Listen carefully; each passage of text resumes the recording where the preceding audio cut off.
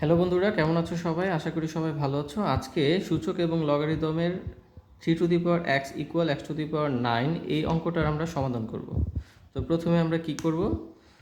প্রথমে হচ্ছে তোমার 3 to the power x এবং x to the power 9 এই দুইটাকে আমরা প্রথমে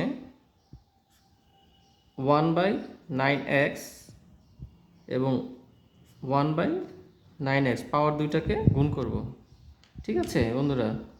তারপরে আমরা এই যে 9 এটা এটা দিয়ে এই 9 কাটবো এবং এই যে x এটা দিয়ে এটা কাটবো। দেন কি হবে বন্ধুরা? তারপরে হচ্ছে 3 to the power 1/9 থাকবে equal x to the power 1/x থাকবে। তারপরে বন্ধুরা আমরা 3 অর্থাৎ 1 ইন্টু 1/9 দিয়ে গুণ করব। তারপরে হচ্ছে x to the power 1/x থাকবে। ঠিক আছে? তারপরে আমরা কি করব? এই 3টাকে অর্থাৎ এই 3টাকে আমরা এখানে নিয়ে চলে আসব। তাহলে কি হচ্ছে আমার 3 to the power 3, আমরা যেহেতু জানি x to the power m into n equal x to the power mn। এই সূত্রটা আমরা এখানে প্রয়োগ করে 3 to the power 3